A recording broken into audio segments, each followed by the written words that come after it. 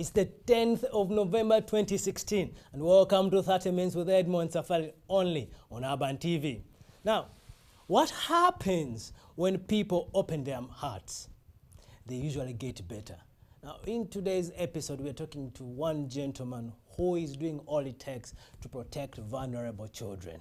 And his name is Mr. Sam Wambayo, the Executive Director of Kids Club Kampala. Good evening and welcome to the show. So who is Sam? And briefly tell us about yourself. Samuel Wambayo is born of a Mugwere and a Muganda in Kampala. Unfortunately, they are all dead. But I look at myself as a Ugandan. And I am the director and the founder of Kids Club Kampala, which is a charity running several programs to help build the hope in the lives of the vulnerable children all over the city and the surrounding districts. Now, and that's where my question is going to come from. Yeah. What really inspired you to start this organization? Like I mentioned, that I lost my parents when I'm still a young child. So it is a combination of experience and passion. So my life experience was not good, especially when you are an orphan at a very young age and you move from family to family. You learn a lot, you go through a lot.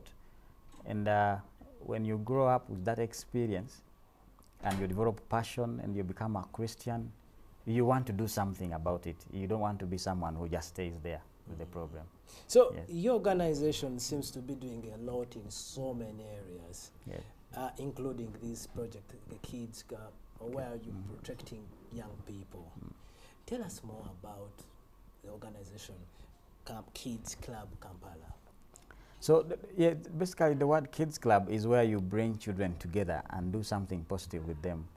So, from my life experience, this was a very good opportunity to help the children in the slum areas and those who are really vulnerable to get together, have fun, forget all about the problems, and get an opportunity to be explained to.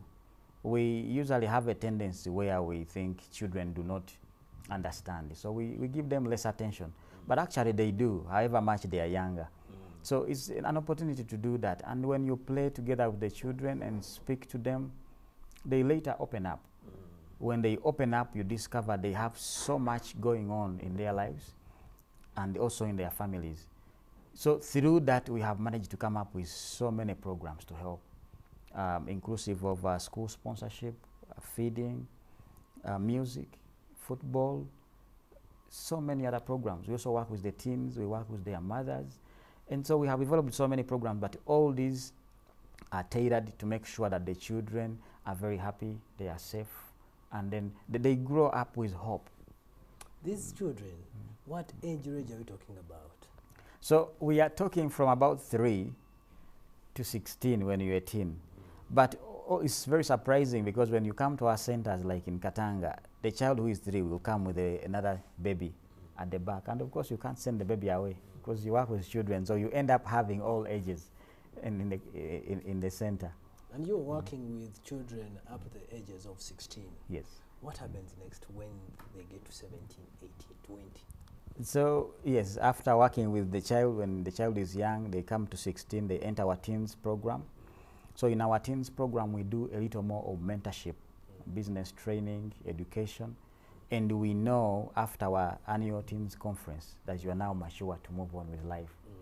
But also we have built in a sense of responsibility and payback, that even after you have left and life is good for you, it's not all about partying and celebration. You give back to the community through the different means that we have set up. You know, you're doing something that is amazing to the communities. But what challenges do you go through every single day as an organization when you're trying to empower these young children? I think first of all is the mentality of Ugandans. We usually assume that because this is an NGO, there is a lot of money coming in to just splash. So for the community, it is very sometimes heartening to find that the leaders in the community and the people, they just expect to receive. They do not know that actually you're doing this out of passion. You want to do something small that you can do to change the environment. So it's usually a very big disappointment. And then, of course, you got the authorities, you want them to help you on a few things here and there, and they're asking for money. And, you know, inside us, we are like, this shouldn't be happening in our very own country, especially when you're doing charity. So, yeah, of course, other issues like financial challenges, those will always be there. But, of course, they can't stop us from working. So you were working with this organization, then despite so many challenges, you're still going further forward. But what really motivates you to do what you're doing? As a child, I went through a lot throughout my teen age. What do you mean by going through a lot? I went through a lot. I moved from family to family. Education was a big challenge. Sometimes even food was a challenge. And being the person who I am and what I have seen, I have that feeling. I don't want to see people suffer when I can do something. So it is just in me. It keeps driving me. I feel bad when I see people miserable, when people are hurting. I want to do something. There's that drive. And also being a Christian, I know that really God wants us to love the people. He says, just love the poor. Be there for them. So there's that big drive in me. And I must say I'm not yet about to stop. Wow, that's good. Yes. Now, you are bringing different children from different backgrounds together. I need to understand, how are you able to do that? Because you see different children with different characters, with different problems, but you bring them together. How are you able to do that? We have built, when I say we, because we're a big team, we are a team of about 50 local volunteers, and then we have about 30 local staff. And so as a team, since our slogan is to build hope and love in the lives of the vulnerable, we emphasize the word love. We demonstrate love. So whichever home you're coming from, however disgruntled, broken it is, when you come to our center, you just mix in the love that will be flowing in. You will find it there. Yes. Yeah. So you are definitely going to just flow with it. One of our biggest challenges when we were starting is that every time you bring children together, they would just fight. They would find out how they could pinch their brothers, how they could pinch their sisters, and they cry. It would be about fighting. But over time, one of the biggest achievements that it's very hard to quantify is the fact that children play. I have walked into some slums and the parents are like, now the children are so well behaved. They can play together. It's a very big achievement to us. You see, I went to a high school that was Christian-based, but we still had those characters who were either extremely stubborn, extremely aggressive. When you get such a person who is not improving for the better, but actually bring up the negativity in your group, what are you able to do? We usually separate them first. We usually separate them first and deal with them on one basis. And by just separating them, they feel they are missing a lot. They love to be in the other group, even though when they are in the group, they are fighting and doing all kinds of things. So it's just, you separate them and deal with them on one basis, talk to them. The children love to be talked to. Usually, in our cultures, we beat them up, but for us as an organization, we know it's basically talking to them. They need to understand. Earlier on, when you were telling us about your programs, you were telling us about the women, the mothers, where you bring them and work together. Tell me more about that initiative. So, in our programs, we literally wanted to work with children, but because we became so much of good friends that we would get to understand what is happening in their families, we realized the problems that affect the children affect the entire community. Their fathers, their mothers, their brothers, and everybody. But of all these parties, the mother is very close. Usually. Yes. So we had to find a way of how we can work with the mothers. Most especially some of the children there that are on our sponsorship program. You would find you are sponsoring the child to go to school, but the parents can't even buy a book or a pen. And even if you bought a book and a pen, you can't keep buying food for the family. So we came up with several programs within the communities that fit the communities. Say for Namavundu village in Gayaza, we have a cow project. Cow project fits the community because there's some grass for the cow. And on addition to that, they also do crafts, which they sell to us. In Katanga, in Wandegea, we put the mushroom training program. They would grow the mushroom. It's a training facility, but also a business. And there's ready market in the community. On top of that, they also do crafts, which they sell to us. So we have all these initiatives. Poultry for different communities. Like I mentioned, we are in Unamwaya, we are in Mutundwe, we are in Kamocha, Bukoto, we are in Katanga, we are in Namuwongo, all over the city. Massive yes. scope of that you are yes. working with. So all the women have received different projects that fit, that have market and can be run sustainably in their communities. Now, what about these abandoned children who are usually in that area of scope they're talking about? But before you answer that question, let's go for the commercial break. Okay.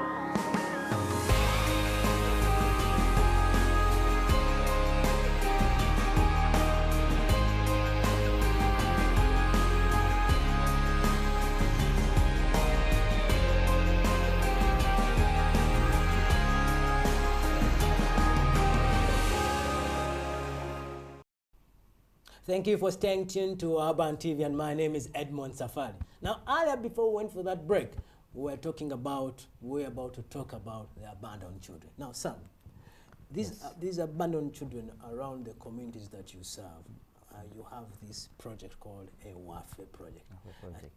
Tell me more about that. So, a Wafe is a Uganda word to mean our home or where we belong. And because we work in all these communities, we would find children come to our centers and they don't want to go back to their homes. So it was a bit strange. But in trying to find out why, we would discover that actually children would be abandoned.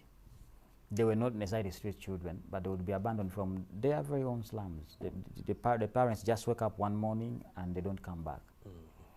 So we had to come up with a solution of how we can help these children. First, we would rush the children to the police, but the police usually don't have accommodation for these children. So we constructed a structure, and usually when these children come, or when we discover them, we take them to this facility, we rehabilitate them, give them whatever they need to make sure they are okay, and then trace for their relatives or parents and reintegrate them. So ours is not like an orphanage where you just bring children and keep them there, but it's a transitional home. If we can't find parents or relatives, we ask for anybody who is ready to stay with this child as a foster parent. It's a new government program allowed, so anybody can actually ask for a child, so long as they go through our screening and we make sure they are okay and they can actually stay with the child. And you have this important initiative, Wafe, the abandoned children. And in communities that we are all coming from, especially in Uganda, you hear these abandoned children in our communities. But I want to ask you, how best can we help them when especially you find that abandoned child in your neighborhood? How best can we help them? I would recommend that whoever gets in contact with any roaming child around, if you find a child just standing by the streets, you would be concerned. We come from a culture where they say children belong to the community, but it's no longer anymore. If you get in contact with such children, please, you could either bring them to the police, because the police work hand in hand with us. Once you report these children to the police, if it's a police station that does not know about a Wafe project, please inform them that there's a project I know which works with these children, and they will definitely call us. We'll come take the child in safe custody so that they don't stay at the police station where there is no accommodation. and then we can do the needful. Let everybody be responsible for these children. Now, having sponsored and mentored so many young people, the youth, would you consider yourself a role model? I would say yes, and it's very satisfying because I have had a good number of teens and youth who have walked to me and they have mentioned it in my face that thank you very much. And how do you manage and that? you actually see that they are very grateful. So how do you manage that? For me, it gives me more passion and energy to do what I do. And it creates more satisfaction that actually the much that I have put in has yielded the results. You see, when you become a role model, certain times the limelight is too much. How do you deal with it? I understand. So for me as a person, I see myself as a servant. Of God. Yes, because I cannot say that I'm this celebrity. I look at myself as a servant. So that humbles me down. Every other time that prideness wants to come and you remember you're a servant, you remain humble. And I love that you're a servant. And the fact that you're working with young children, especially in an environment where there is a huge sexual harassment, sometimes even actually not reported in our communities. How are you able to deal with that, especially that you're working with so many young people in our community? I know it is also a contagious thing right now when we're talking about sex education, but in our communities we make it clear. We handle the matter of sexuality with sensitivity, but also with professionalism. So all our social workers and volunteers have been trained on this. When we are dealing with children and you know the child is of the sex, of the different sex, there is a different way how you handle this child. Not because you don't want them to be close to you. Some of these children, when they see me in the slums, they just come and I hug them. They just run to me. So I can't stop. But we have trained ourselves in a professional way that we know how to handle. And if any kind of sexual harassment or rape has appeared in any of the communities where we work, the children are open to run to our social workers and volunteers and report because they know there and then we will act. We have exactly explained to them how they should respond when such things have surfaced. Now, what's your dream for Uganda and the message to the youth? Well, I love to see a Uganda which is growing in all dimensions. And so far as a country, I'm very optimistic. I know we shall get there as a country. We have one of the most beautiful countries all over the world. Having worked with so many children, and you know, an experienced social worker, looking back at the evaluation of today's parenthood, how would you really rate it? Have we gone ahead or off track? Well, as a country, we are doing best to, I would say we are going ahead in parenting. If we can also avoid leaving our children to be mentored by the TV and to be parented by the housemaids and house helps, we will do better. But as a country, we are not bad off. Your parting thoughts. Thank you. Your closing remarks. Let everybody find something small that they can do. The youth out there, anything small that you can do in life is very, very beneficial. Do not wait for a bigger job so that you can be a bigger person. The small things that we ignore, they matter a lot in life. And that's how you can move on. That's how you're going to grow if you can find anything small. The Bible says, I'll bless the works of your hands. So whatever thing that you're doing, no matter how small it is, don't be surprised if you become a celebrity. Thank you very much, Sam. You're welcome. Thank you for inviting me. And I hope that I will again invite you and you'll be a pleasure hosting you guys. The pleasure will be mine. Thank you very much. You're welcome. Now, we have had Mr. Sam Wambayo take us through what he goes through to manage and mentor young people. So one of the most important things to do in this world is to let people know that they are not alone. And this is what specifically that Sam is doing. Show them the love that you would want to be shown to. And when we do that, our children will become better citizens of Uganda. That has been the major highlight of today's show. Until next week, your coach, Edmond Safali.